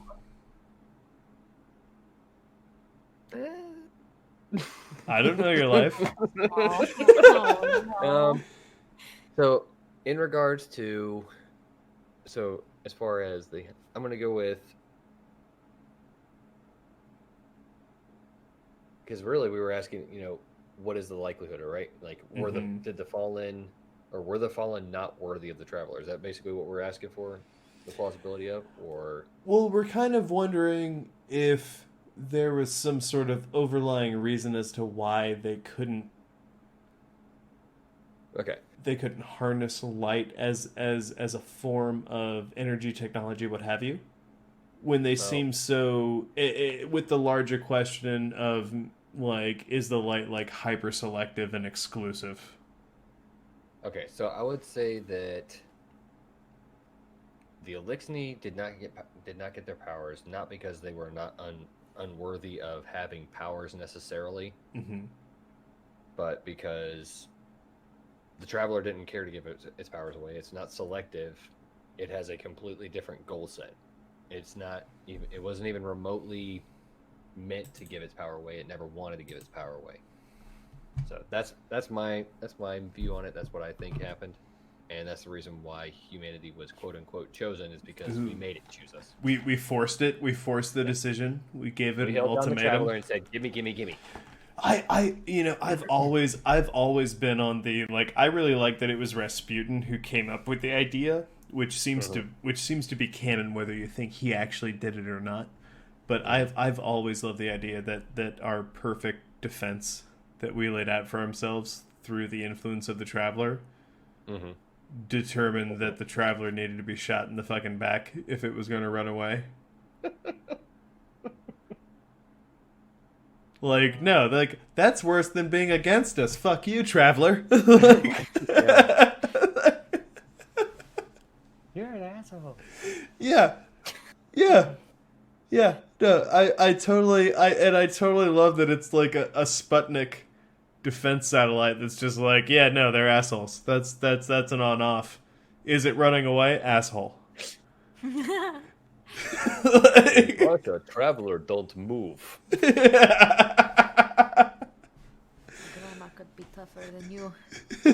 In Soviet Russia, Traveler chooses you. No, wait. Jesus.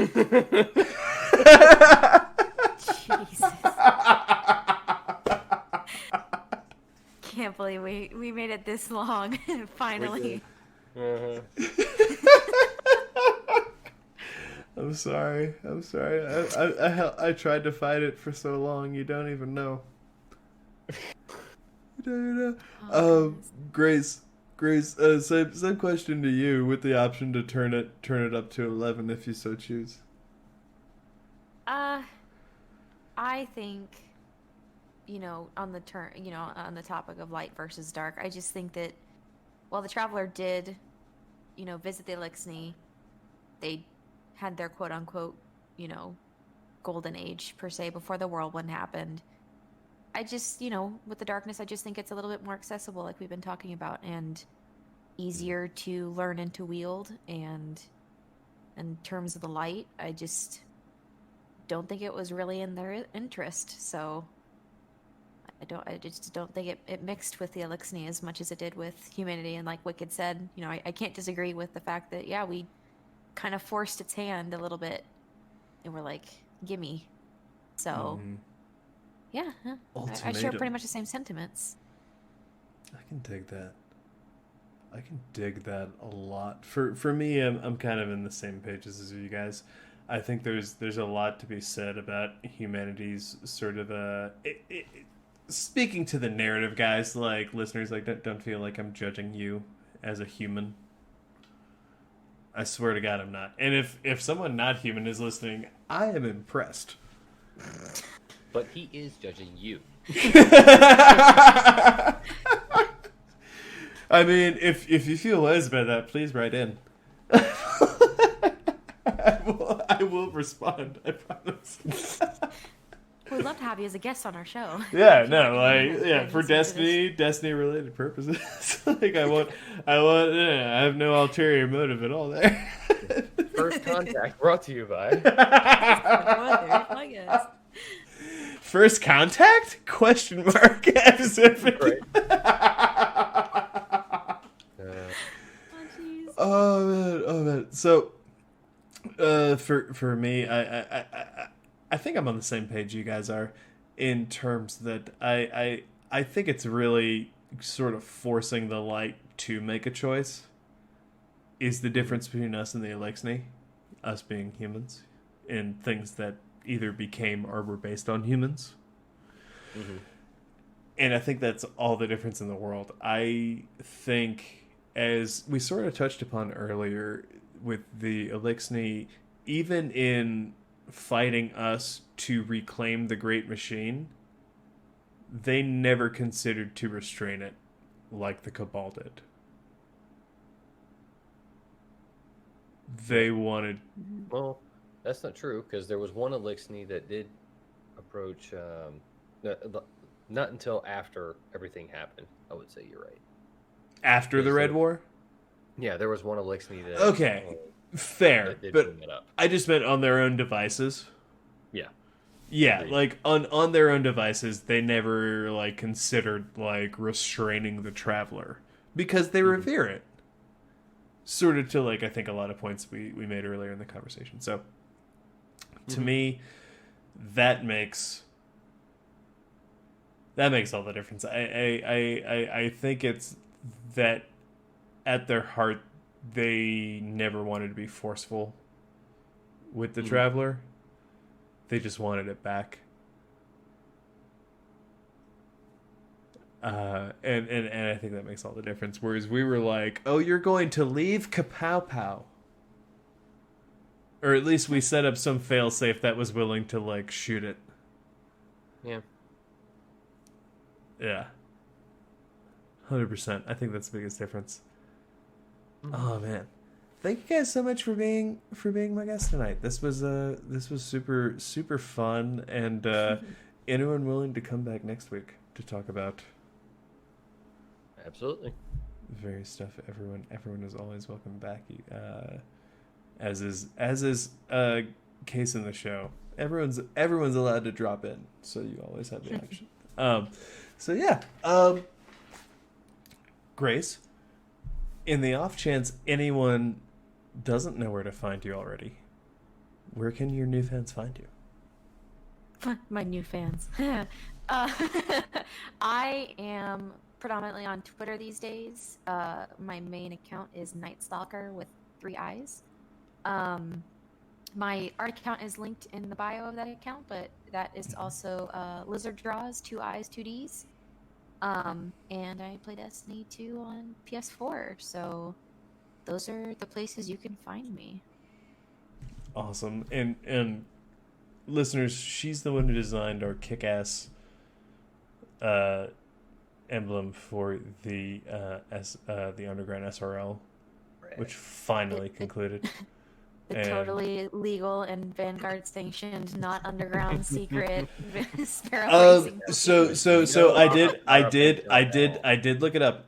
I did look it up. It's our symbol. I'm not selling the symbol to anyone, and so I'm allowed to do that. So we're all safe. I consulted people about that. I was like, if I'm just doing something for a thing that doesn't make money, am I allowed to do that? They're like, yeah, do what the fuck you want. So like, all right, thumbs up. Yeah. So if anything, I'm giving them extra promotion. And those are in the works now. Wicked, you've been on here so many times, I doubt there's anyone who doesn't know where to find you, but in the off chance I made new fans since the last time you were here, where can your new fans find you? Anybody coming in, they can find me on PlayStation. Wicked Jester on PlayStation 4, on Twitter. I've been off and on lately a lot on there helping out Raz, or on Raz's actual site, because I'm helping her out with all of her projects and her shop. So kind of taking a break from a lot of the other avenues. I also do have a YouTube, but I have not updated it recently because, again, just everything in life been catching up. So I've been taking care of some personal shit lately. I can dig it. And Raz, for anyone who doesn't know, is Razor's Edge, right? Razor's Edge Raz. She's a great friend of the show. She has a fantastic shop with a lot of kick-ass shit. She makes some cool stuff. Dude. Like, anybody who hasn't seen her work is, like, easily missing out on some serious talent and some really cool stuff. We retweet it as often as I catch it in the feed for my Twitter and the shows. Well, thank you. No worries. But and we so feel free the reference at the end of this to go through our feed and figure out at Razor's Edge Raz. Check out her stuff. Like it's really so goddamn cool. Like, yeah. I may have dropped hints to my Sigo about some items from her shop. Just putting that out there. Because my Sigil also listens to my show because he's very supportive and great. So this might be a reaffirmation on my wants. This is the way. Yes. Okay. Well, thank you guys so much for coming again. Grace, do you have any shout-outs on our way out here? I have a friend who makes some really cool artwork. Her name is Macy. She's at Rift Sune on Twitter. I retweet a bunch of her stuff all the time. I definitely want to shout her out. If anybody is interested in Dungeons and Dragons and live plays, so things that get live streamed as the games are played, I play in a game called Laser Swords and Sorcery. So that's every Sunday we play it live, and we'd love to have some more viewers. But if you find my account, I usually retweet stuff from there too. So definitely want to shout those two people and two things out.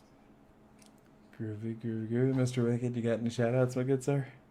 Well, we already gave Raz a pretty awesome promo. My wife Kelly also has a YouTube for anybody who's interested in Rise of Kingdoms. She has an amazing YouTube channel built up quite a following for. And also anybody that's been dealing with the shootings that have been happening lately, definitely thoughts go out to you guys. Stay safe out there because people being freaking stupid. Mm-hmm. So Take care of yourselves. Be safe. Yeah, absolutely. I'd like to mirror that on behalf of the show and all the friends of the show for our Asian American and Pacific Islander communities here in the United States and our Asian communities abroad. The unprecedented amount of injustice you guys are facing is not okay, and we stand with you. As mentioned last week, we referenced a few organizations here more locally in the United States that Bungie leading the charge again had linked to, and that Trans and myself had donated to. So yeah, 100% mirror that. Thank you so much for mentioning it again. Because it hasn't stopped, right? No, it's not going to stop until we do something about it. So yeah, exactly, 100%. Beyond that mirrored shout out, the only thing I would add is just that everyone out there, the world is still rough. If you're listening to this, I just want you to be safe. I want you to do something nice for yourself, because you probably deserve it. And just keep on keeping on. Beyond the more pertinent political shout-outs. Not political. I feel like that's the wrong word. It's just what's right. So yeah.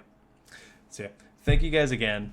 Thank you everyone for listening, and we'll see you next week. Bye.